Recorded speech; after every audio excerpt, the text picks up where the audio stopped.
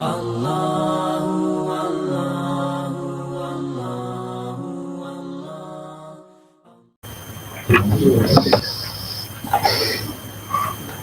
اردو والے ہیں نا؟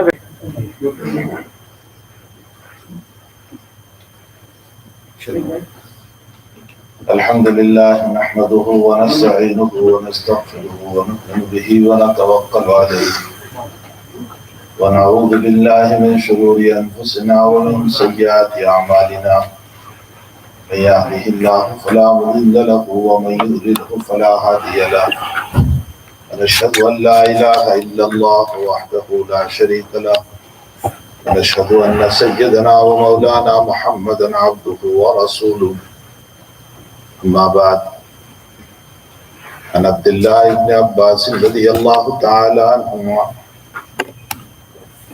فقال له رجل الرجل قليل الأعمال وقليل الذنوب أحب إليك ورجل كثير الأعمال وكثير الذنوب فقال ابن عباس رضي الله تعالى عنه احب الی قلیل الاعمال وقلیل الذنوب رواہ عبداللہ ابن مبارک رحمہ اللہ تعالی فی کتاب الزہد۔ بزرگوں، بھائیو، دوستو، عزیزو، دنیا میں مختلف علوم کے حاصل کرنے کے لیے کالجز بنائے گئے۔ کسی کالج میں آپ بہترین قسم کے انجینئر بن سکتے ہیں، کسی کالج میں آپ بہترین قسم کے لائر بن سکتے ہیں، کسی کالج میں آپ بہترین قسم کے سائنسداں بن سکتے ہیں، لیکن انسان بننے کے لیے اور صحیح معنی میں انسان بننے کے لیے صرف ایک اسکول ہے، اور وہ اسکول محمد الرسول اللہ صلی اللہ علیہ وسلم کی تعلیمات ہیں۔ آپ کی تعلیمات کے علاوہ کسی اسکول میں، کسی یونیورسٹی میں، کسی کالج میں آپ کو انسان بننے کی تعلیم نہیں ملے گی۔ آپ ساری کالجز میں چلے جائیں، وہاں آپ کو ٹیکنالوجی سکھائی جائے گی، سائنس سکھائی جائے گی، انجینئرنگ سکھایا جائے گا، لائر سکھایا جائے گا، لیکن یہ نہیں سکھایا جائے گا کہ ماں باپ کا ادب کرو، یہ نہیں سکھایا جائے گا کہ ماں باپ کی چپل کو سیدھی کرو، یہ نہیں سکھایا جائے گا کہ ماں باپ برے ہو تو ان کی خدمت کرو، یہ نہیں سکھایا جائے گا کہ ماں باپ کی تعظیم اور اکرام کرو۔ یہ تعلیم وہاں نہیں ملے گی کہ اپنے چھوٹوں پر شفقت کرو اور اپنے بڑوں کا ادب کرو، اپنے بڑوں کی تعظیم کرو۔ یہ تعلیم وہاں نہیں ملے گی کہ یتیموں کی خیرخواہی کرو۔ یہ تعلیم نہیں ملے گی کہ بیواؤں کی مدد کرو۔ یہ تعلیم وہاں نہیں ملے گی کہ بھوکوں کو کھانا کھلا کر اپنے پیٹ پر پتھر باندھو۔ یہ تعلیم صرف اور صرف مل سکتی ہے تو محمد الرسول اللہ صلی اللہ علیہ وسلم کے وہاں مل سکتی ہے۔ حضور پاک صلی اللہ علیہ وسلم کی زندگی اتنی بہترین قسم کی زندگی ہے، آپ نے امت کو جو تعلیم دی ہے اس میں انسانیت پنا سکھایا۔ دنیا میں مذہبی بننا بھی آسان ہے، انسان بننا مشکل ہے۔ ایک انسان مذہب کی لائن سے مسلمان ہو جائے لیکن انسانیت نہیں، وہ تہجد گزار بھی ہے، وہ اوابین بھی پڑھتا ہے، وہ اشراق بھی پڑھتا ہے، وہ چاس بھی پڑھتا ہے، لیکن اخلاق رسول نہیں۔ محمد الرسول اللہ صلی اللہ علیہ وسلم کے جو اخلاق ہیں وہ اس کے پاس نہیں۔ اس کی زبان کینچی کی طرح لوگوں کو کاٹتی ہے، وہ لوگوں کے دلوں کو دکھاتا ہے،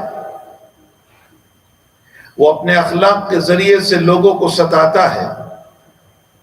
وہ تہجد گزار مذہبی تو ہو سکتا ہے لیکن انسان نہیں ہو سکتا، انسان کچھ اور ہے۔ حضور پاک صلی اللہ علیہ وسلم نے ارشاد فرمایا المسلم من سلم المسلمون من لسانه ویدہ، مسلمان کہنے کے قابل وہ ہے جس کی زبان اور ہاتھ سے کسی کو تکلیف نہ پہنچے، جس کی زبان اور ہاتھ سے کسی کو تکلیف نہ پہنچے۔ نبی علیہ السلام نے زبان کو پہلے ذکر کیا، اس لیے کہ زبان کی تکلیف ہاتھ کی تکلیف سے بھی زیادہ ہے، یہ کینچی کی طرح چلتی ہے، یہ دلوں کو زخمی کرتی ہے۔ عربی میں کہاوت ہے، جراحات السنان لها التیام ولا یلتام ما جرح اللسان، تلوار کے زخم اچھے ہو سکتے ہیں لیکن زبان کے زخم اچھے نہیں ہوتے۔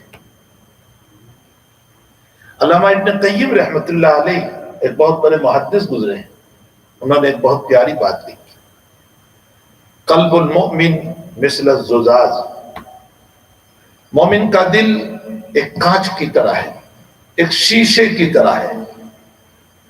ایک کانچ کو توڑ دو، شیشہ لگا ہوا ہے ونڈو پر، اس کانچ کو توڑ دو، اب تم دوبارہ اس کانچ کو، اس شیشے کو جوڑ نہیں سکتے۔ ہاں ٹیپ پتی لگا کر کے آپ جوڑ سکتے ہیں، لیکن شگاف تو پھر بھی رہ جاتا ہے، اس کے اندر شگاف پھر بھی رہ جاتا ہے۔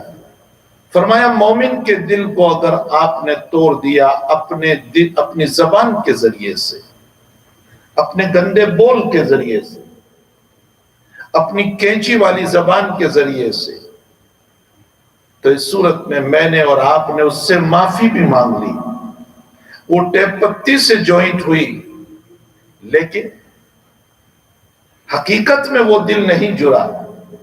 جب کبھی میں اس کے سامنے جاؤں گا اسے فوراً یاد آ جائے گا، تو وہی تو ہے نا جس نے مجھ کو ستایا تھا، تو وہی تو ہے نا جس نے مجھ کو ستایا تھا۔ زبان انسان کو ٹھیس پہنچانے والی، ہمارے اکابر میں آپ نے نام سنا ہوگا، نظام الدین اولیاء رحمت اللہ علیہ، عظیم المرتبہ شخصیت، ولی کامل، جن کے قدموں میں ہزاروں لوگوں کو اسلام نصیب ہوا۔ ان کے ایک مرید ان کے پاس سیزر لے کر حاضر ہوئے، ہدیے کے طور پر، گفٹ کے طور پر، کینچی لے کر کے، تاکہ مونچھ کاٹنے میں، چہرہ بنانے میں کام میں آئے۔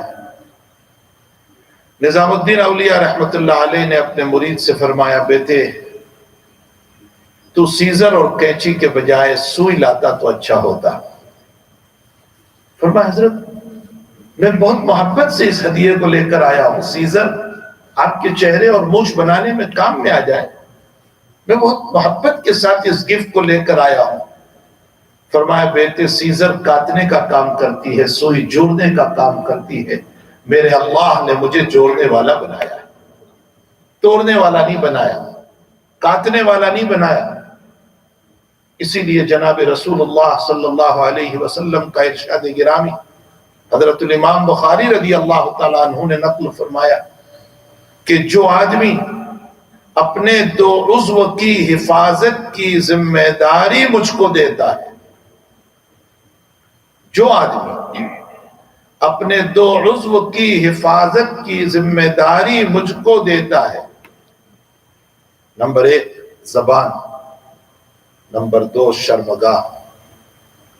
اللہ کے نبی علیہ السلام فرماتے ہیں میں اس کو ہاتھ پکڑ کے جنت میں لے جاؤں، صاحب شریعت فرماتے ہیں کہ میں اس کو ہاتھ پکڑ کے جنت میں لے جاؤں۔ آپ انداز لگائیں کہ جس نے اپنی زبان کی اور اپنے مخصوص پارٹ اور شرمگاہ کی حفاظت کی، اللہ کے نبی اس کو ہاتھ پکڑ کے جنت میں لے جانے کو فرماتے ہیں۔ زبان کتنی بڑی چیز ہے، اگر انسان بن سکتا ہے تو محمد الرسول اللہ صلی اللہ علیہ وسلم کی تعلیمات سے انسان بن سکتا ہے۔ نبی کو کیسا علم دیا گیا؟ نبی کو وہ علم دیا گیا جو دنیا میں کسی کو نہیں دیا گیا۔ وہ نبی نماز پڑھانے کے بعد کبھی صحابہ کو یوں کہتا ہے، تم میں سے کچھ لوگ مجھ سے پہلے رکوع میں جا رہے ہیں، تم میں سے کچھ لوگ مجھ سے پہلے سجدے میں جا رہے ہیں، میں جیسے سامنے دیکھتا ہوں ویسے پیچھے بھی دیکھتا ہوں۔ حضور پاک صلی اللہ علیہ وسلم فرماتے ہیں جیسے میں سامنے دیکھتا ہوں ویسے میں پیچھے بھی دیکھتا ہوں۔ میں اور آپ ہمارا حال یہ ہے، میں سامنے دیکھ سکتا ہوں، پیچھے نہیں دیکھ سکتا۔ میرے پیچھے کیا ہو رہا ہے مجھے نہیں پتا، آپ کے پیچھے کیا ہو رہا ہے آپ کو نہیں پتا۔ اللہ کے نبی علیہ الصلوۃ والسلام فرماتے ہیں، بخاری شریف کی روایت ہے، جیسے میں سامنے دیکھتا ہوں ویسے میں پیچھے بھی دیکھتا ہوں۔ ایک روایت میں ہے بخاری شریف ابواب الکسوف میں کہ حضرت نماز پڑھا رہے سورج گرہن کی، اور نماز میں آگے چلے، کچھ چلے پھر پیچھے ہٹ گئے، پھر اپنی جگہ پر آ کر کھڑے ہو گئے، پھر تھوڑی دیر کے بعد پیچھے چلنے لگے، پیچھے ہٹے، پھر اپنی جگہ آ گئے، نماز پوری ہوئی۔ نماز کے بعد صحابہ نے فرمایا، یا رسول اللہ صلی اللہ علیہ وسلم، ہم نے آج آپ کا وہ عمل دیکھا نماز میں جو اس سے پہلے کبھی نہیں دیکھا۔ نماز میں آپ چلے اور نماز میں آپ پیچھے ہوئے، آپ کا عجیب عمل ہم نے دیکھا۔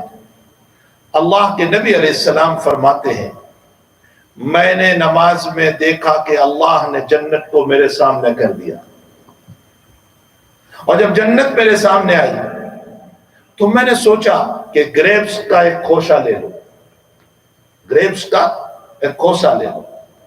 فرمایا اگر میں انگور کا گریپس کا کھوسا لے لیتا تو میری امت قیامت تک کھاتی رہتی، اس لیے کہ وہ جنت کی نعمت تھی۔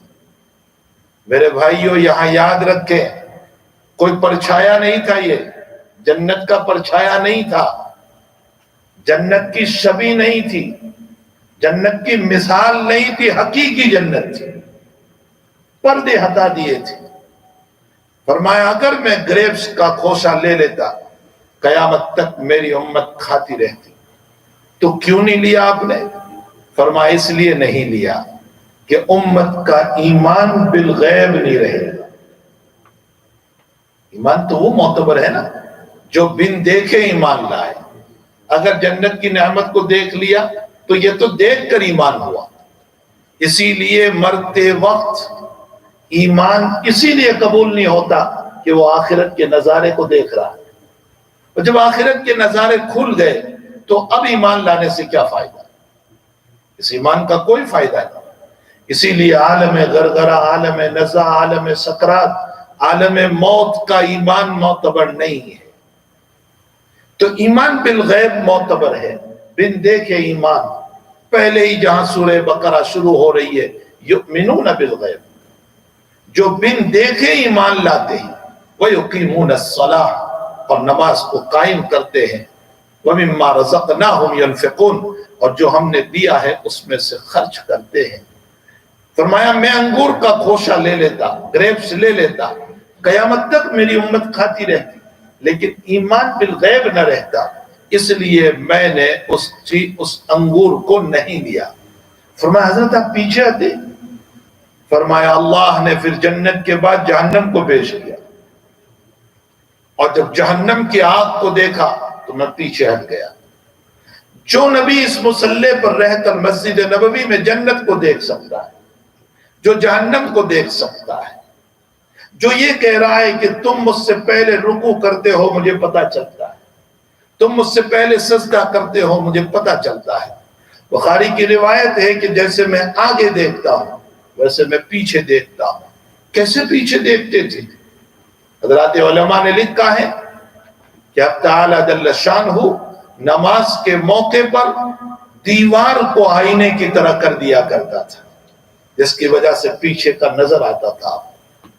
آپ کے علم کا حال یہ ہے کہ آپ نماز پڑھا رہے ہیں اور پیچھے سے کسی نے آہستہ آہستہ قرات کی، تو آپ نے نماز کے بعد فرمایا کون تھا جو میرے پیچھے پڑھ رہا تھا، اس کی قرات سے میری قرات میں حرج ہو رہا تھا۔ آپ انداز لگائیں کہ اس کا علم اللہ تعالیٰ نے کیسا عطا فرمایا تھا محمد رسول اللہ صلی اللہ تعالی علیہ وسلم کو. وہ معراج میں گئے تو اس کا حال یہ ہوا کہ وہ اللہ سے اتنے قریب اتنے قریب اتنے قریب. فَقَانَ قَابَ قَوْسَيْنِ أَوْ أَدْنَى وَالنَّجْمِ إِذَا هَوَى مَا ضَلَّ صَاحِبُكُمْ وَمَا غَوَى وَمَا يَنْطِقُ عَنِ الْهَوَى إِنْ هُوَ إِلَّا وَحْيٌ يُوحَى عَلَّمَهُ شَدِيدُ الْقُوَى ذُو مِرَّةٍ فَاسْتَوَى وَهُوَ بِالْأُفُقِ الْأَعْلَى ثُمَّ دَنَا فَتَدَلَّى فَقَانَ قَابَ قَوْسَيْنِ أَوْ أَدْنَى. قاب کس کو کہتے ہیں؟ قاب. ہاں قرآن بھی سمجھا کرو. دنیا تو ہم نے بہت سمجھی. میں نے اپنے بچوں سے ابھی کہا، میں نے کہا گوگل کے ذریعے سے تم ساری دنیا کا راستہ معلوم کر سکتے ہو، لیکن جنت کا راستہ تو قرآن اور نبی ہی سے معلوم ہوگا. وہ گوگل تمہیں نہیں بتا سکتا. ساری دنیا کے راستے سے گوگل سے معلوم کر لو. اللہ اس کے جنت کا راستہ یہ تو قرآن اور حدیث ہی سے معلوم ہے. ہمیں قرآن کو سمجھنا ہوگا. زندگیاں پوری ہو گئی، الحمدللہ رب العالمین کا میننگ نہیں سمجھ پائے. زندگیاں پوری ہو گئی، قل هو اللہ احد اللہ الصمد، صمد بے نیاز، لیکن کیسا بے نیاز ابھی تک نہیں سمجھ پائے. کیسا بے نیاز وہ، ساری دنیا اس کی نیاز مند، وہ کیسا بے نیاز.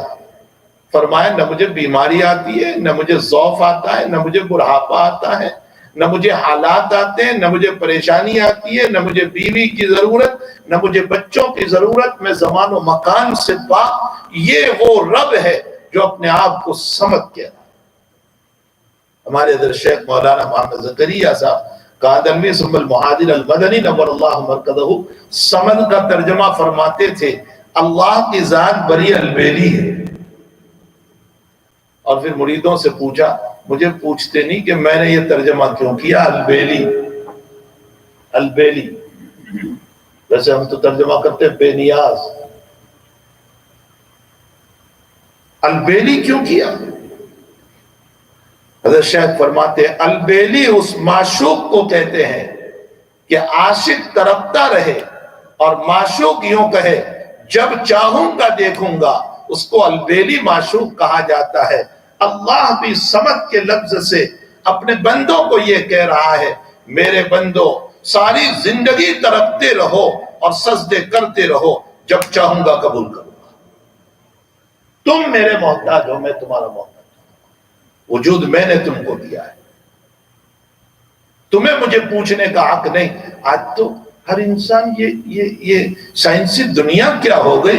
ہر انسان مولانا یہ 4 رکعت ظہر کی کیوں رکھی، فجر میں 2 کیوں رکھی، مولانا اس مسئلے کی کیا حکمت ہو سکتی ہے، مولانا یہ مسئلہ کیوں ہے، اچھا یہ قرآن میں یہ بات کیوں آئی، اللہ تعالیٰ نے ہم کو کیوں مکلف بنایا، اس کو کیا ضرورت پڑی تھی. حکمتیں پوچھ رہے ہیں. ارے میرا آپ جاب کرتے ہیں، چلیے میں آپ کی مثال دوں، آپ جاب کر رہے ہیں، آپ اپنے باس کو یہ نہیں پوچھ سکتے کہ آپ یہ کام کیوں کر رہے ہیں. کبھی آپ پوچھ سکتے ہیں اپنے باس سے؟ وہ فیکٹری میں آپ کو ایک جاب دے رہا ہے، ایک کام دے رہا ہے، اس پر آپ اس سے یہ پوچھنے لگے کہ اچھا یہ مشین تم کیوں لائے، یہ کرسی اور چیئر ہی کیوں بنا رہے اپنی فیکٹری کے اندر، اور کوئی کام کیوں شروع نہیں کیا، اچھا یہ مشین جاپان ہی سے کیوں منگوایا، ہندوستان سے کیوں نہیں منگوایا. آپ پوچھ سکتے ہیں. وہ باس ہمارا جس نے مجھ کو وجود نہیں دیا، جس نے مجھ کو کھانا نہیں دیا، جس نے مجھ کو وہ میرے رزق کا مالک نہیں، جو مجھے شفا نہیں دے سکتا، جو صرف ایک سیلری اور تنخواہ دیتا ہے، اس باس کو میں حکمت نہیں پوچھ سکتا ہوں تو بندہ ہو کر اپنے معبود کو حکمت پوچھنے جاؤ. عقل ماری گئی ہماری، عقل ماری گئی ہماری کہ ہم اللہ کو حکمتیں پوچھ رہے ہیں. ملازم اپنے باس کو حکمت نہیں پوچھ سکتا تو بندے کو کیا رائٹ ہے کہ وہ اپنے اللہ کو حکمت پوچھے کہ فجر میں 2 ہی رکعت کیوں رکھی اور ظہر میں 4 کیوں رکھی اور عشاء میں اتنی کیوں رکھی اور تو نے اس طرح کا کام کیوں حکم دیا. ہمیں کوئی حق نہیں ہے. بندہ وہ ہے جو اپنے معبود کی ہر بات کو 100% تسلیم کر لے، اس کو بندہ کہا جاتا ہے. بندہ عبدیت سے ہے. عبد کا معنی ہوتا ہے اپنے آپ کو سر تسلیم خم کر دینا، جھکا دینا، مٹا دینا اپنے رب کے سامنے، حکمتیں نہ پوچھے. میں چلیے بہت نیچے اتر کر کے آپ کو مثال سمجھاؤں. علامہ رومی رحمت اللہ علیہ کی معارف مذہبی کا نام آپ نے سنا ہوگا. ارے کچھ تو ان علماء کے پاس پڑھو یار، کچھ تو پڑھو. ساری چیزیں ڈالروں سے نہیں بنا کرتی. کچھ تو ان علماء کے پاس بیٹھ کر سیکھو تاکہ اندر کا مزاج اور اندر میں اللہ کی طرف سے نور اترے. علامہ رومی رحمت اللہ علیہ نے معارف مثنوی میں ایک واقعہ نقل کیا ہے. علامہ فرماتے ہیں کہ دیکھو، آپ نے یہ تو نام سنا ہوگا کہ محمود غزنوی ایک بادشاہ گزرا ہے اور اس کا ایک خادم تھا، نوکر تھا، ایاز. اس بادشاہ کو اپنے اس نوکر سے، اس خادم سے بڑی محبت تھی. تو دوسرے خادموں کو اور دوسرے نوکروں کو اس پر جلسی ہوتی تھی. ہوتا ہے ایسا دنیا میں، جلسی ہو رہی تھی، حسد ہو رہا تھا کہ آپ اسی سے محبت کرتے ہیں، ہم سے نہیں کرتے. محمود نے محبت کی وجہ بتلانے کے لیے کہ میں ایاز ہی سے اتنی محبت کیوں کرتا ہوں، ایک مرتبہ قیمتی ہیرا اپنے شاہی خاندان سے منگوایا اور سارے نوکروں کو، سارے خادموں کو کہا اس کو توڑ دو. سارے خادم کہنے لگے حضرت بادشاہ سلامت، اتنا قیمتی ہیرا بھلا یہ توڑا جا سکتا ہے؟ آپ کیا فرما رہے؟ نہیں ہو سکتا ہے، ہم اس کو نہیں توڑیں گے. ایاز کو کہا چتو توڑ. اس نے اٹھایا ہتھوڑا اور ہتھوڑا اٹھا کر کے اس کو توڑ دیا.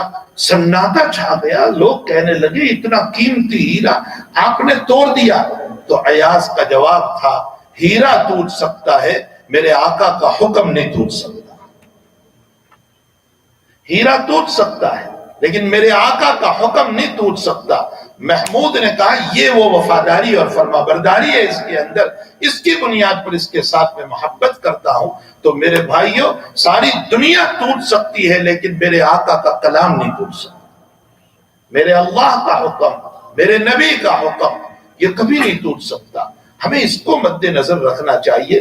آج ہم نے چند ڈالر کے خاطر، چند پیسوں کے خاطر اپنے ایمان کا بھی سودا، اپنے نبی کی سنتوں کا بھی سودا، قرآن کا بھی سودا، شریعت کا بھی سودا، دین کا بھی سودا، یہ تمام چیزیں جب ہو گئی تو وہی امام صاحب، وہی خطیب صاحب جو مصلی سے یوں کہتے تھے صفو صفو وقو وسد الخلل، ساتھ ساتھ مل کر کے کھڑے ہو جاؤ، بیچ میں جگہ نہ رکھو ورنہ تو شیطان آتا ہے.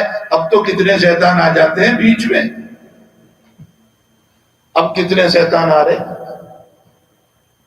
وہ حدیث کے الفاظ تھے صفو صفو وقو وسد الخلل، بیچ میں جگہ نہ چھوڑو، کندھے سے کندھے ملا کر کے کھڑے رہو. کہاں گئی وہ حدیث شریف تمہاری؟ کیا عمل ہو گیا ہمارا اس پر؟ ڈسٹنس سے کھڑے رہو، ڈسٹنس سے کھڑے رہو. اور وہ سارے مسائل بیچ کے اندر شیطان گھستا چلا گیا. حقیقت یہ ہے کہ مشکات شریف کی روایت ہے جب تم میرے نہیں بنو گے تو پھر میں تمہاری عبادت کی بھی پرواہ نہیں کروں گا. ہم جب اللہ کے نہیں بنے تو سیدھی سی بات ہے کہ اب عبادت کا ذوق ہی کیا رہا. جب اسی کے ہم نہیں بنے، ہمیں اس رب کے بننے کی ضرورت ہے. اور یہ انسان کا انسان پنا اگر اس کو مل سکتا ہے تو وہ صرف ایک جگہ ہے اور وہ ہے تعلیمات نبوی محمد الرسول اللہ صلی اللہ علیہ وسلم. یہیں پر انسان کو انسانیت پناہ مل سکتا ہے اور صحیح انسان اس کو بنایا جا سکتا ہے کہ جس کو انسان کہا جاتا ہے، جس کی زبان سے کسی کو تکلیف نہ پہنچے، جس کے ہاتھ سے کسی کو تکلیف نہ پہنچے. المسلم من سلم المسلمون من لسانہ ویدہ، مسلمان کہنے کے قابل وہ ہے جس کی زبان سے بھی لوگ محفوظ رہے.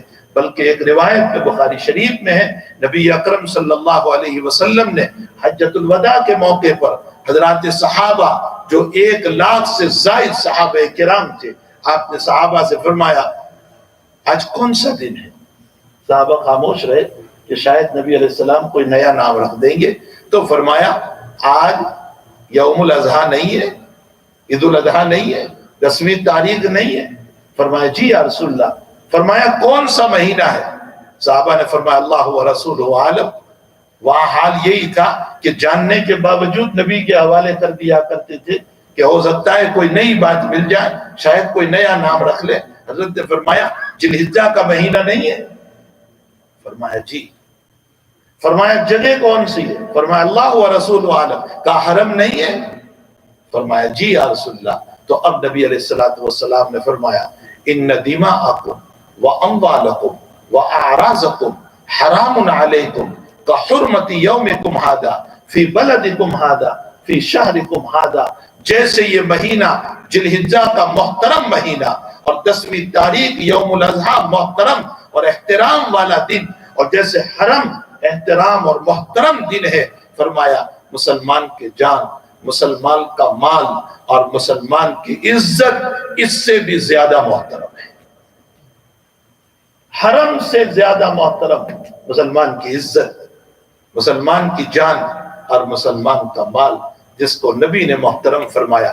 مسلم شریف کی ایک روایت میں ہے کہ اگر کسی کے گھر میں چور یا ڈاکو آ جائے اور اس چور اور ڈاکو کو اپنے مال کے بچانے میں مقابلہ ہو جائے، اور وہ چور اور ڈاکو اس صاحب مال کو، انسان کو، صاحب مکان کو مار دے، نبی اکرم صلی اللہ علیہ وسلم فرماتے ہیں من قتل دون مالہ فہو شہید، فرمایا جو اپنے مال کی حفاظت میں مارا گیا، اپنے مال کے بچاؤ میں مارا گیا، اللہ کا نبی کہہ رہا ہے کہ وہ شہید ہے، اس کو شہادت کا مقام ہے۔ سوال پیدا ہوتا ہے یہاں، یہ تو مال کے لیے مارا گیا، اپنا مال بچا رہا تھا، چور ڈاکو گھر میں گھس گیا اور مال بچانے کے لیے میں لڑا اس کے ساتھ اور مجھے شہادت کا مقام، فرمایا ہاں تیرے مال کی نسبت ایمان کی طرف ہو چکی، اسلام کی طرف تیری نسبت ہو چکی ہے، اس نسبت ایمانی کی بنیاد پر تیرا مال بھی قیمتی ہو گیا۔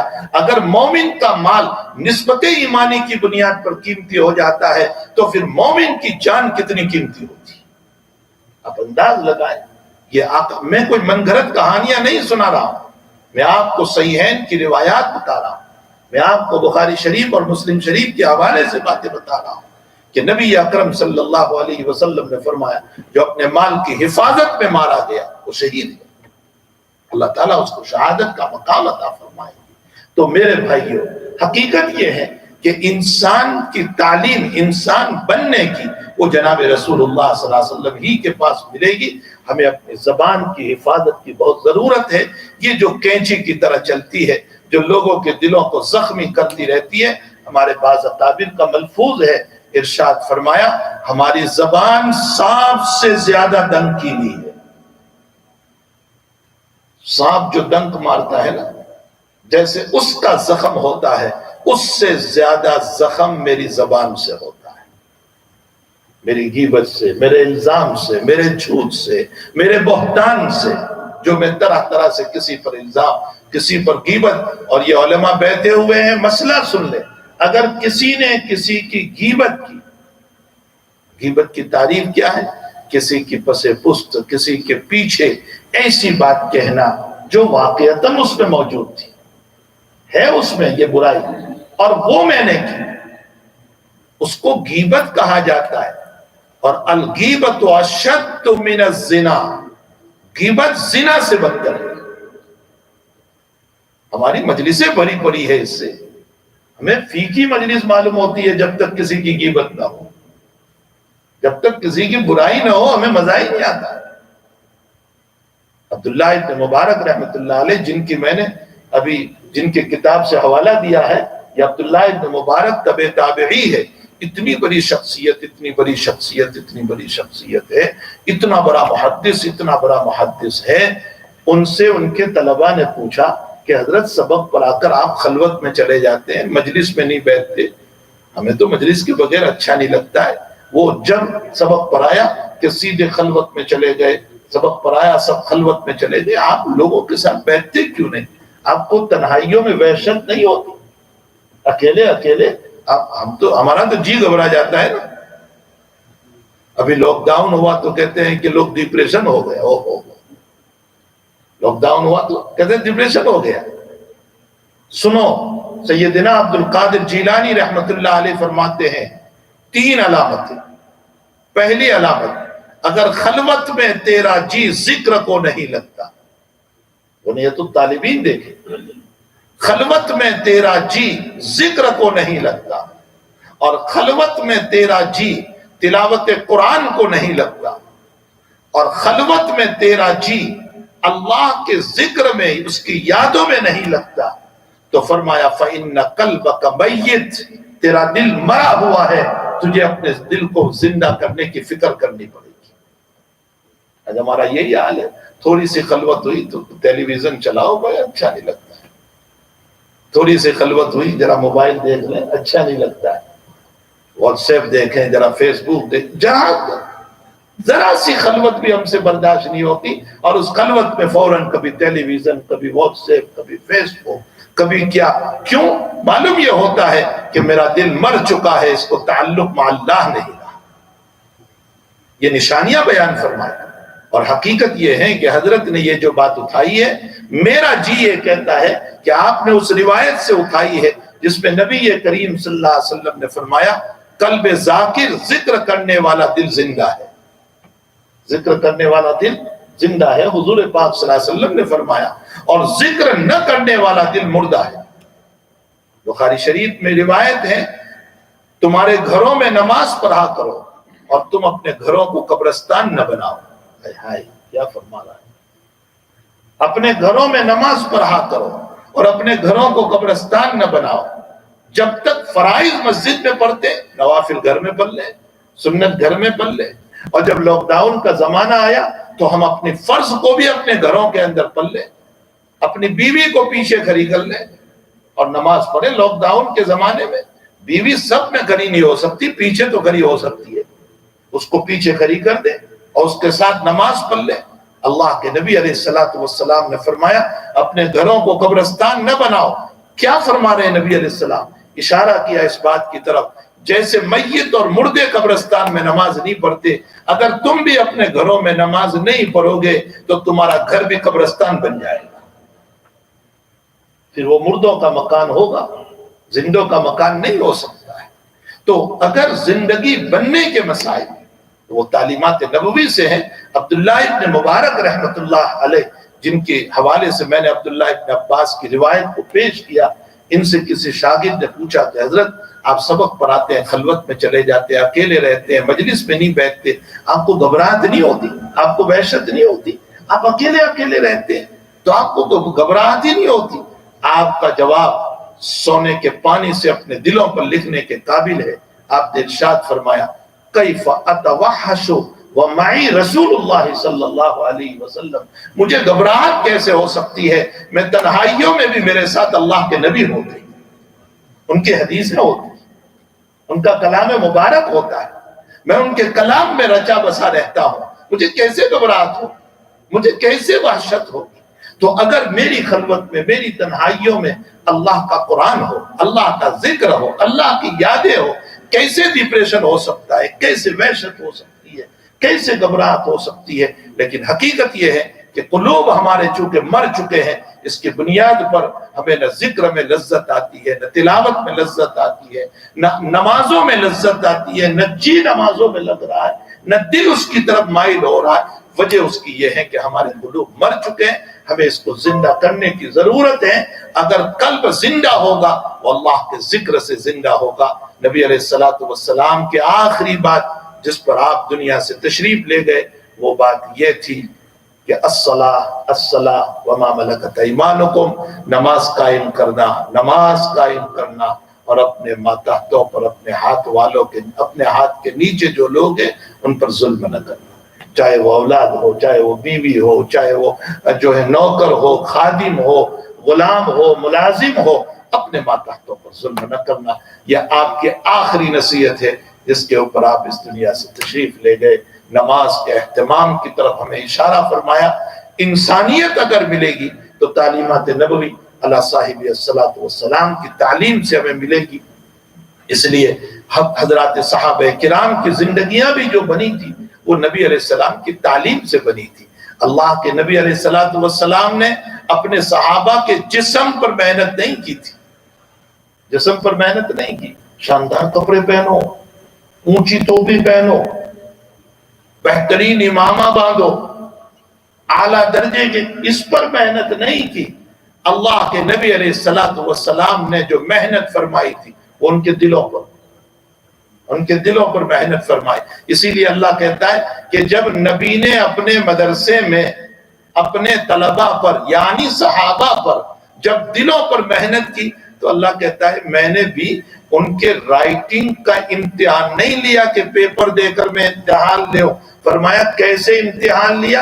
امتحان لیا اللہ نے ان کے دلوں کا، اولئک الذین امتحن اللہ قلوبہم للتقوی، میں نے صحابہ کے دلوں کو تقوی کے اوپر پرکھا کہ غریبی آئے تو آیا صبر سے اللہ کو یاد کرتے ہیں یا نہیں، مالداری آئے تو شکر سے یاد کرتے ہیں یا نہیں، بیٹے کا انتقال ہو جائے تو صبر سے اللہ کو یاد کرتے ہیں یا نہیں، شادی ہو گئی تو شکر سے اللہ کو یاد کرتے ہیں یا نہیں، دولت ملی تو اللہ کو شکر سے یاد کرتے ہیں یا نہیں، اگر دولت گئی تو اللہ کو صبر سے یاد کرتے ہیں یا نہیں۔ اولئک الذین امتحن اللہ قلوبہم للتقوی، میں نے میرے صحابہ کے دلوں کا امتحان تقوی کے ذریعے سے لیا، ان کے دلوں کا امتحان لیا اور تقوی پر پرکھا، جس کے نتیجے میں احد کی روایت بہت مشہور ہے کہ وہ صحابہ زخمی ہو کر پڑے ہیں اور پانی مانگ رہے ہیں، اتنے میں دوسرا آہ کہتا ہے تو یہ کہہ رہا ہے مجھے پلانے سے پہلے ان کو پلا دو، اور وہ کہہ رہے ہیں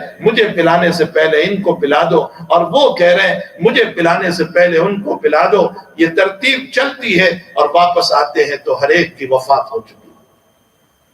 یہ وہ تعلیمات نبوی ہے، یہ حضور پاک صلی اللہ علیہ وسلم کی تعلیم ہے۔ اللہ کے نبی نے دلوں پر محنت فرمائی، ان کے دلوں کو بنایا۔ مدینہ شریف میں عبد الرحمن ابن عوف رضی اللہ تعالیٰ عنہ کے گھر پر یا حضرت ابو طلحہ رضی اللہ تعالیٰ عنہ کے گھر پر شراب کا دور چل رہا تھا، ڈرنک ہو رہی تھی، پی رہے تھے سارے رفقا مل کر، شراب حلال تھی اس موقع پر۔ اتنے میں باہر کوئی اعلان کرنے لگا انما الخمر والمیسر والانصاب والازلام رجس من عمل الشیطان فاجتنبوہ، آیت اتر چکی اور اللہ کے نبی کا اعلان ہو رہا ہے شراب حرام ہو گئی، شراب حرام ہو گئی، شراب حرام ہو گئی۔ حضرت انس فرماتے ہیں میں چھوٹا بچہ، فرمایا کاسن دہاقا، گلاس بھر بھر کر کے سب کو شراب پلا رہا تھا۔ اتنے میں ابو طلحہ نے فرمایا دیکھو دیکھو باہر کچھ اعلان ہو رہا ہے، کس بات کا اعلان ہو رہا ہے، ذرا باہر جا کر کے دیکھو۔ جب باہر جا کر کے دیکھا تو اعلان ہو رہا تھا، اور وہ اعلان یہ تھا کہ شراب حرام ہو گئی، شراب حرام ہو گئی۔ تو اب ابو طلحہ نے یہ نہیں کہا پہلے تحقیق کرو بعد میں دیکھیں گے۔ ہمارا مسئلہ کیا ہے؟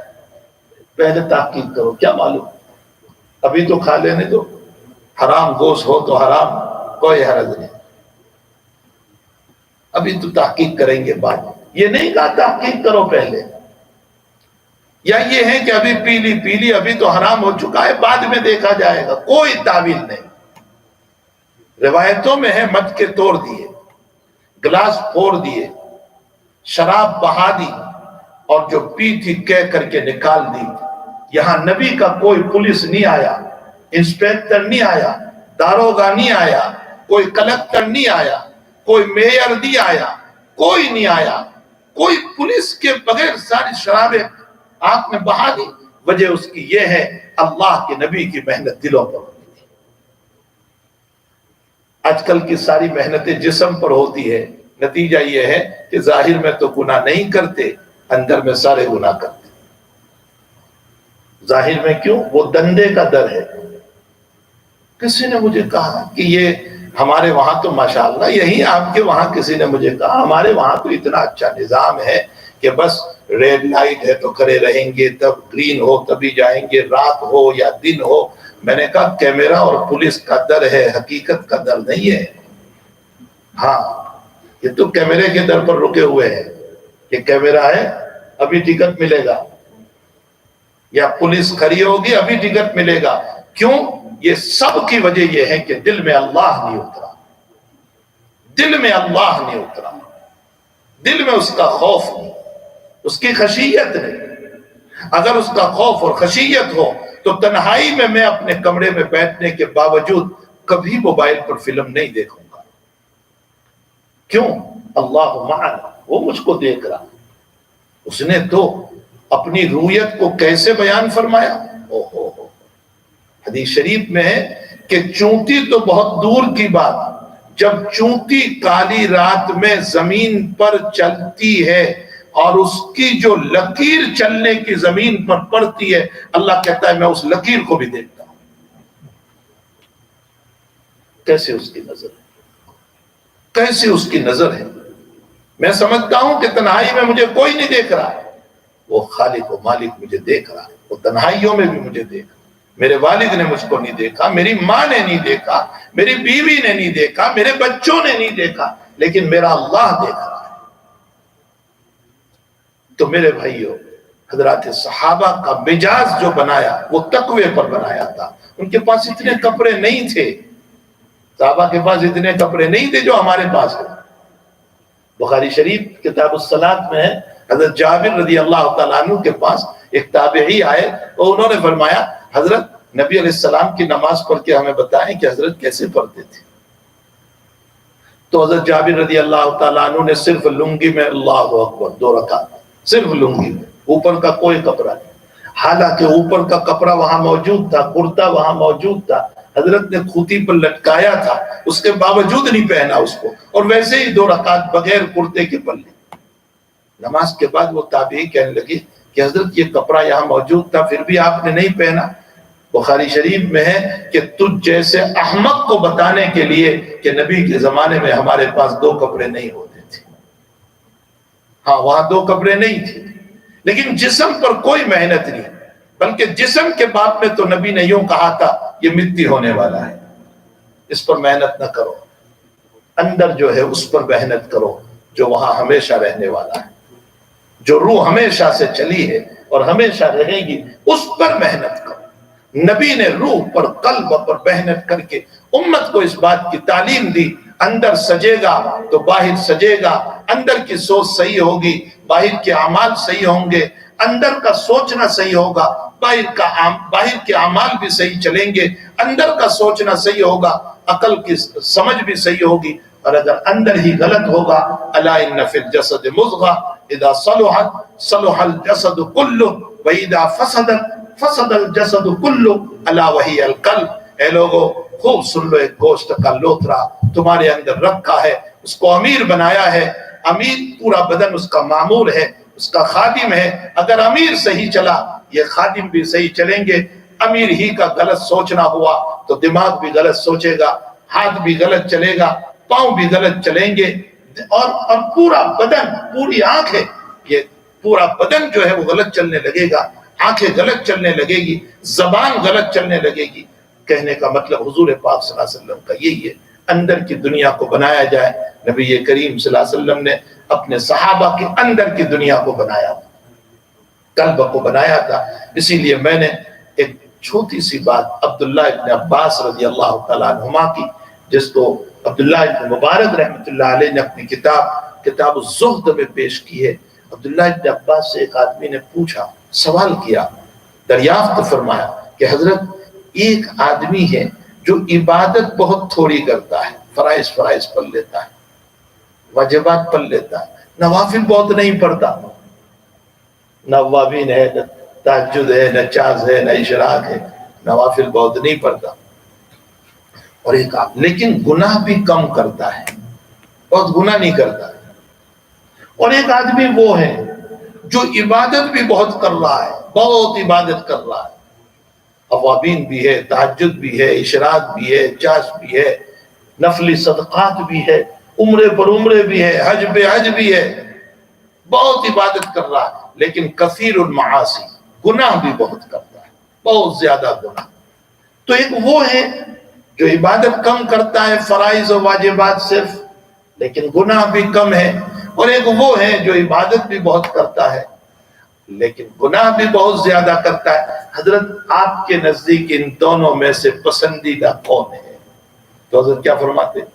احب الیہ، میرے نزدیک پسندیدہ وہ ہے جو قلیل الاعمال و قلیل الذنوب، جس کی عبادتیں کم ہیں لیکن گناہ بھی کم ہے، جس کی عبادت کم، وہ فرائض و واجبات پڑھ رہا ہے، وہ نوافل نہیں پڑھ رہا ہے، لیکن گناہ بھی بہت کم ہے، وہ پسندیدہ ہے۔ عبداللہ ابن عباس یہ بتانا چاہتے ہیں نوافل کم ہو تو فکر نہ کرنا، لیکن فکر کرنا اس بات کی کہ گناہ وجود میں نہ ہے۔ میں نے اشراق نہیں پڑھی، اللہ مجھے نہیں پوچھے گا، کہ تو نے اشراق کیوں نہیں پڑھی تھی، میں نے اوابین نہیں پڑھی، اللہ مجھے نہیں پوچھے گا کہ تو نے اوابین کیوں نہیں پڑھی، لیکن اگر میں نے گناہ کیا تو اللہ ضرور پوچھے گا کہ تو نے یہ گناہ کیوں کیا۔ ہمارے حضرت شیخ مولانا محمد زکریا صاحب کاندلوی رحمۃ اللہ علیہ فرماتے تھے کہ او عشاء کی نماز چھوڑ کر سونے والے، اللہ تجھ کو رات میں موت ہو گئی اور اللہ نے صرف اتنا پوچھ لیا آج کی عشاء کیوں نہیں پڑھی، تو تیرے پاس جواب نہیں ہو سکتا۔ ایک عشاء کیوں نہیں پڑھی؟ اسی لیے حضرت عشاء کی حکمت بیان کرتے ہوئے یہ وقت نہیں ہے، ورنہ میں نمازوں کی حکمت آپ کو بتاتا کہ فجر میں یہ وقت میں نماز کیوں رکھی، اور ظہر میں کیوں رکھی، اور عصر میں کیوں رکھی، مغرب میں کیوں رکھی، عشاء میں کیوں رکھی۔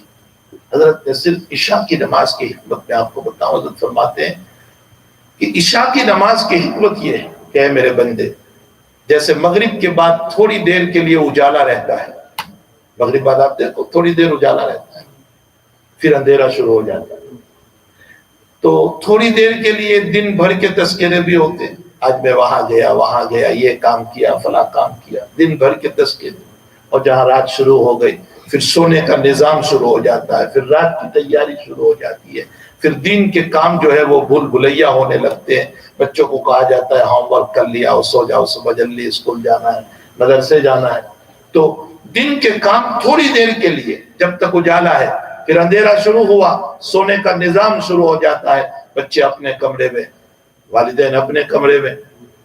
حضرت شیخ رحمۃ اللہ علیہ فرماتے ہیں کہ جیسے دن بھر کے کام تھوڑی دیر کے لیے تذکرہ رات میں ہوا، پھر اندھیرا شروع ہوا تو وہ کام سارے بھول بھلیا ہو گئے اور رات کی تیاری ہوئی، فرمایا اے میرے بندے، تو بھی اسی طرح جب مرے گا اور تیرا آفتاب جب غروب ہوگا قبر کے اندر تو کچھ دیر کے لیے تیری یادیں ہوگی، پھر تو بھی اسی طرح بھول بھلیا ہو جائے گا جیسے دن کے کام بھول بھلیا ہو جاتے ہیں۔ تیری اولاد بھی تجھے بھول جائے گی جس کے لیے تو رات دن ایک کر رہا ہے،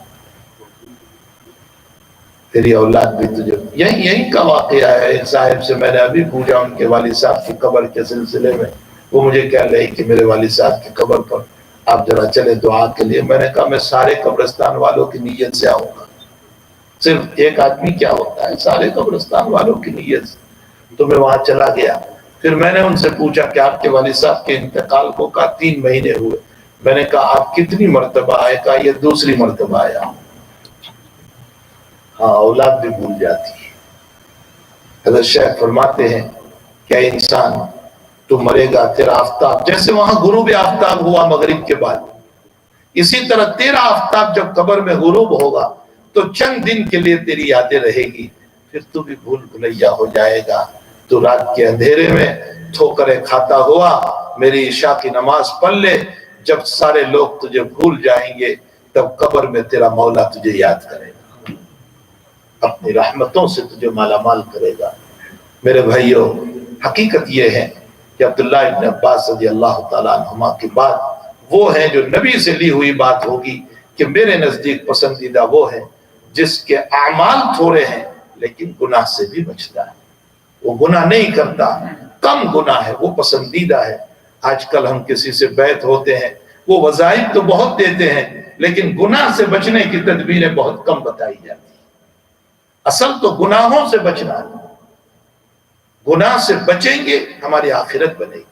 اب میں اجمالی طور پر ایک فہرست بتا دوں کہ گناہ کرنے سے کتنے نقصانات ہوتے ہیں۔ گناہ کا پہلا نقصان یہ ہے کہ اللہ کے احسان فراموشی ہوتی ہے، ہم اس رب کو بھول جاتے ہیں جس نے ہمارے اوپر پیدائش سے لے کر موت تک احسان کیا، اس رب کے احسان فراموشی۔ ہم سے بڑھ کر ناشکرہ بندہ اپنے رب کا کوئی نہیں ہوگا جس نے دیکھنے والی آنکھیں دی لیکن ان آنکھوں سے ہم نے بجائے نیکیوں کے گناہ کیے، سننے والے کان دیے، ہم نے اس کو گناہوں میں، گائنوں میں، برائیوں میں استعمال کیا، بولنے والی زبان دی، ہم نے اس کو غلط استعمال کیا، سمجھنے اور سوچنے والا دماغ دیا، ہم نے اس کو غلط استعمال کیا۔ ایک تو احسان فراموشی اپنے رب کی، اور دوسرا جب انسان گناہ کرتا ہے تو دل پر ایک کالا نقطہ لگ جاتا ہے، اور توبہ کرتا ہے تو ٹھیک، ورنہ وہ بڑھتا رہتا ہے یہاں تک کہ پورا دل سیاہ ہو جاتا ہے، کالا ہو جاتا ہے، پھر نیکیوں کی توفیق ختم ہو جاتی ہے۔ जो नेकियों की तौफीक होनी चाहिए वो खत्म हो जाती है। तीसरा नुकसान, जब इंसान गुनाह बहुत करता है तो इस सूरत में उसकी अकल मारी जाती है, और अकल ऐसी मारी जाती है कि उसको नेकियां बुराई लगती है और उसको बुराइयां नेकी लगती है। उसको नमाज छोड़ना ये अच्छा लगता है और नमाज का पढ़ना उसको गुनाह मालूम होता है। कुरान करीम से मैं इसकी मिसाल दूं, अल्लाह ताला ने जब यूं फरमाया मुनाफिकीन को, आमिनू कमा आमन अन्नास, ऐ लोगो तुम ऐसे ईमान ले आओ जैसे ये सहाबा ईमान लाए, तो मुनाफिकीन ने क्या कहा, कमा आमन अस्सुफहा, हम ऐसे ईमान लाएंगे जैसे ये बेवकूफ ईमान लाए। उन्होंने सहाबा को बेवकूफ कहा, क्यों? इसलिए कि गुनाह करते करते उनके कुलूब, वो जो है उनकी अकल मारी गई, जिसके नतीजे में उनको अच्छे लोग बुरे नजर आने लगे, वो बेवकूफ नजर आने लगे और खुद अपने आप को मुनाफिक होने के बावजूद बुरा अच्छे समझने लगे। जब इंसान गुनाह बहुत करता है तो उसकी अकल मारी जाती है, फिर नेकियां बुराई मालूम होती है और बुराइयां नेकी मालूम होती है। आजकल दुनिया में आप देख लीजिए इसी तरह का माहौल है, लोग सूद के जवाज के फतवे दे रहे हैं इसलिए कि अकल मारी गई। गुनाह के नतीजे में कोई जिना के जवाज का फतवा दे रहा है इसलिए कि अकल मारी गई। गुनाहों के नतीजे में गुनाह की एक नहूसत ये है कि इंसान की अकल खराब हो जाती है। गुनाह की एक नहूसत ये है अल्लाह बारिश को बंद कर देता है। गुनाह की एक नहूसत ये है कि अल्लाह ताला उन वबाओं को डाल देता है जिन वबाओं को दूर करने से इंसान आजिज हो जाता है।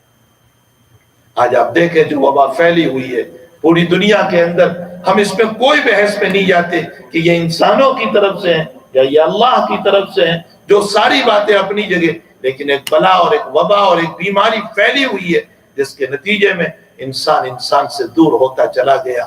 बल्कि मैं समझता हूं कि वो तो कयामत में तो अल्लाह कहने ही वाला है, लिमनिल मुल्कुल यौम, किसकी हुकूमत है। अल्लाह ने इस वबा को डालकर पूरी दुनिया में आज कह दिया। आज भी अल्लाह कह रहा है लिमनिल मुल्कुल यौम, बताओ आज किसकी हुकूमत है तुम्हारे बस में इसको दूर करने की ताकत? तुम्हारे बस में है? सुपर ताकत ने घुटने टेक दिए, है तुम्हारे पास हिम्मत? लिमनिल मुल्कुल यौम लिल्लाहिल वाहिदिल कहार, उसी जात की है। तो गुनाहों की जब कसरत होती है जमीन के ऊपर, अल्लाह वबाओं को डाल दिया करता है, अल्लाह बीमारियों को डाल दिया करता है, अल्लाह मसाइब को डाल दिया करता है। इसलिए हम सबको इस वक्त रुजू इल्लाह की बहुत जरूरत है। ये सारे जो असबाब है जिसको हमने इख्तियार किए हैं कि मास्क लगाओ और डिस्टेंस रखो, ये जाहिरी असबाब है, ये जाहिरी असबाब है, इनको इख्तियार करना चाहिए। ये तदाबीर है, इन तदबीरों को इख्तियार करना चाहिए। लेकिन खुदा चाहे तो इन तदबीरों के बावजूद बीमारी को आम कर सकता है। इसलिए इन सारी तदबीरों के साथ, इन सारे असबाब के साथ सबसे बड़ी जो चीज की जरूरत है वो चीज है रुजू इल्लाह, अल्लाह से माफी, इस्तिग़फ़ार की कसरत, उस अल्लाह से माफी मांगना। और फिर माफी भी कैसे मांगेंगे? दूसरों को ब्लेम नहीं करेंगे कि तुम्हारे गुनाहों की नहूसत से हर आदमी ये कहे मेरे गुनाहों की नहूसत, मैं खुद गुनहगार, अपने गुनाह का इतराफ करे। खुद नबी अकरम सल्लल्लाहु अलैहि वसल्लम फरमाते हैं इन्नी अस्तग़फ़िरुल्लाह फिल यौम मिअत मर्रा, मुस्लिम शरीफ की रिवायत है, मैं अल्लाह से रोजाना 100 मरतबा इस्तिग़फ़ार करता हूँ। जिसकी माफी का ऐलान कुरान ने कर दिया, इन्ना फ़तहना लक फ़तहन मुबीना लियग़फ़िर लक अल्लाहु मा तक़द्दम मिन ज़ंबिक व मा तअख़्ख़र, उसके अगले पिछले सारे गुनाह, कोई गुनाह थे ही नहीं, फिर भी अल्लाह कह रहा है मैंने तुम्हारे सारे गुनाह माफ कर दिए। जो मासूम है वो 100 मरतबा इस्तिग़फ़ार कर रहा है। हम गुनहगार होकर भी अल्लाह से इस्तिग़फ़ार नहीं करते।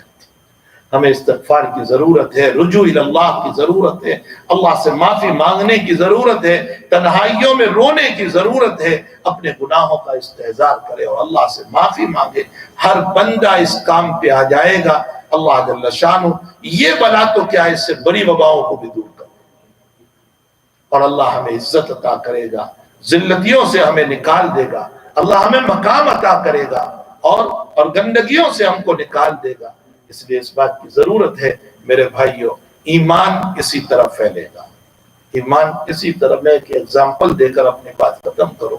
دنیا میں کوئی کمپنی ہو، کوئی فیکٹری ہو، اس کے سیلس مین ہوا کرتے ہیں جو مارکیٹ میں جا کر، بازار میں جا کر سیلس مین ہی کرتے ہیں، اور وہاں جا کر کے ایڈورٹائز کرتے ہیں کہ بھائی یہ کمپنی کا یہ مال ہے، آپ خرید لیجئے، یہ پروڈکٹ ہے، اور اتنا اچھا پروڈکٹ ہے اور اتنا اچھا مال ہے.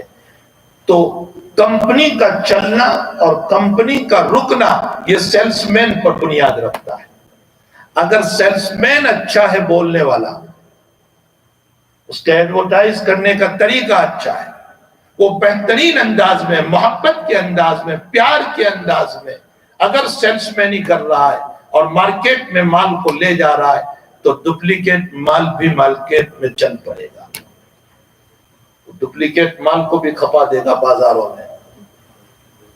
اور اگر سیلس مین اچھا نہیں ہے، اس کے طور و طریق اچھے نہیں ہے، اس کے بولنے کا لہجہ اچھا نہیں ہے، اس کے بات کرنے کا سلیقہ اچھا نہیں ہے، تو اوریجنل مال بھی مارکیٹ میں نہیں چلے گا. یہ اصول ہے مارکیٹ کا، یہ کمپنی کے اصول ہے، یہ فیکٹریوں کے اصول ہے کہ آپ کا سیلس مین اچھا ہو، بولنے والا، اچھے اخلاق والا. آپ نہیں دیکھتے آپ کے وہاں یہ بڑے بڑے مول ہے، وہاں ہے کہ مہینے کے بعد بھی آپ مال لے کر گیا ہوگا واپس لے لیں گے، ہے کہ نہیں؟ آپ کے وہاں استعمال کر کے بھی لے جاؤ پھر بھی وہ لے لیتے ہیں، لاؤ ہمارا مال، آپ کے پورے پیسے ہم آپ کو واپس کریں. یہ سیلس مین ہی ہے. پوری کمپنی کا مدار، پوری فیکٹری کا مدار ایک سیلس مین پر ہے. سیلس مین اچھا ہے، ڈپلیکیٹ مال بھی مارکیٹ میں چلے گا. سیلس مین کی زبان، اخلاق، طور و طریق، لب و لہجہ، بولنے کا انداز غلط ہے تو اس صورت میں اوریجنل مال بھی نہیں چلے گا. ٹھیک اسی طرح یاد رکھو، اسلام مذہب حق کا ہے، اوریجنل مذہب ہے، پکا مذہب ہے. خاتم النبیین محمد الرسول اللہ صلی اللہ علیہ وسلم اس مذہب کو لے کر آئے، بالکل اوریجنل سچا مذہب ہے، لیکن اس کے سیلس مین ہم ہیں. ہمارے طور و طریق، ہمارے اخلاق، ہمارے کریکٹر، ہماری بد زبانی، ہماری رفتار و گفتار، ہماری بد اندازیاں، جس کی بنیاد پر میرے نبی کا دین بدنام ہو گیا. لوگ بے چین ہیں دوسرے مذہبوں میں، اور وہ اسلام کے دروازے پر آ کر کھڑے ہیں. وہ چاہتے ہیں کہ ہم اسلام قبول کر لیں اور ہمیں سکون مل جائے، ہماری بے چینی دور ہو جائے. اس لیے کہ وہ کسینوں میں کھیلنے نہیں جا رہے، وہ دل کے چین کے لیے جا رہے ہیں. وہ شراب پینے کے لیے باہر میں، وہ شراب کے عادی نہیں ہے، لیکن وہ سکون کے لیے جا رہے ہیں کہ دل کو سکون مل رہا ہے. لیکن نہ ان کو بار سے سکون، نہ ان کو کسینوں سے سکون، نہ ان کو شراب سے سکون، نہ ان کو جوا کھیلنے سے سکون. وہ جو ہاتھ پکڑ کے لڑکی کو لے کر چل رہے ہیں، وہ اس لیے نہیں کہ ان کی بہن بیٹیاں نہیں ہیں، لیکن وہ سکون چاہتے ہیں. لیکن نہ سکون ان کو کسینوں میں ملا، نہ بار میں سکون ملا، نہ لڑکی کا ہاتھ پکڑنے سے سکون ملا. وہ سکون کی تلاش میں ہیں اور وہ ہمارے دروازے پر آ کر کھڑے ہیں. لیکن ہم بد اخلاقوں کو جب وہ دیکھتے ہیں تو پھر وہ واپس ہو جاتے ہیں کہ جب ان کے اخلاق ایسے ہیں تو پھر اسلام سے بڑھ کر کے اپنا ہی مذہب اچھا ہے. میرے بھائیوں، اور ان کے اخلاق، ان کے ہاسپٹلوں میں دیکھو وہ کیسے ہماری کیئر کر رہے ہیں، وہ کیسے ہم کو مل رہے ہیں، وہ کس اخلاق سے ہم کو مل رہے ہیں. وہ باطل مذہب ہے، وہ منسوخ شدہ مذہب ہے، لیکن اس کے باوجود کیوں اس کی عزت ہو رہی ہے؟ اس لیے کہ ان کے سیلس مین بڑے اچھے ہیں. انہوں نے جس اخلاق سے لوگوں کو پیش کیا وہ اخلاق ہمارے پاس نہیں ہے.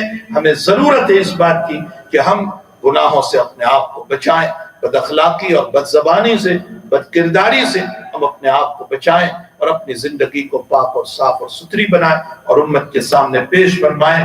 نہ بولیں گے تو بھی انشاءاللہ تعالی ہمارے اخلاق کے ذریعے سے ایمان پھیلے گا، اسلام پھیلے گا، دین پھیلے گا، اور محمد الرسول اللہ صلی اللہ علیہ وسلم کی عظمتیں ان کے دلوں میں پیدا ہوگی.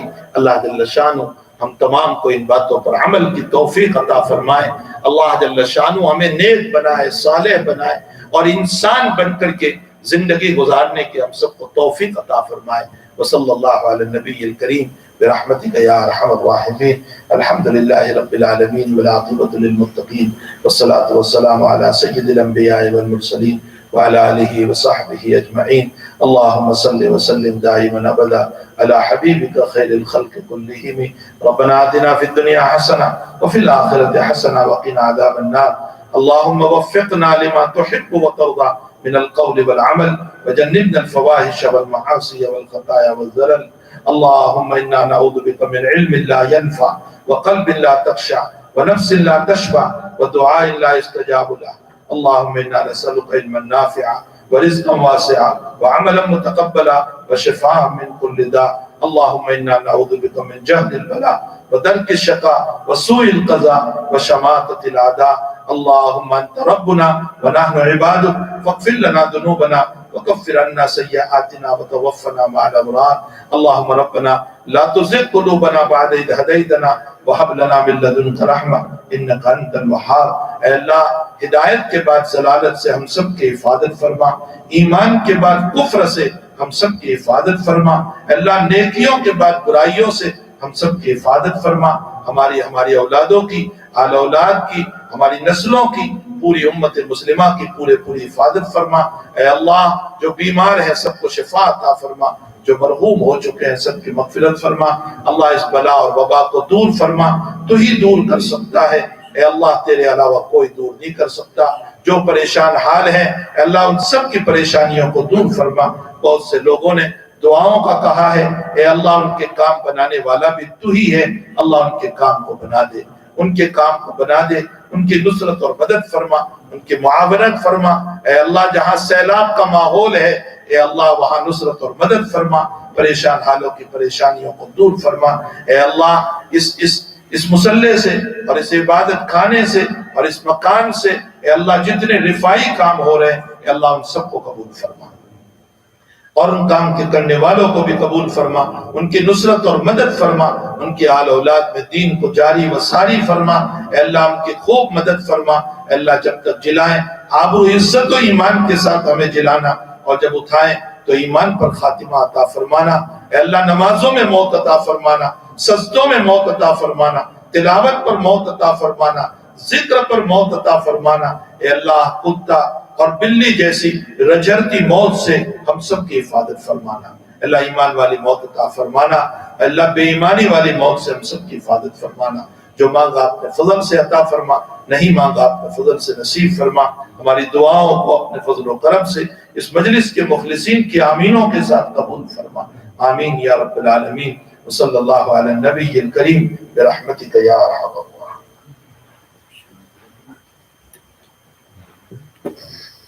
انشاءاللہ تمام حضرات تشریف رکھیں، انشاءاللہ کھانا کر کے جائے گی.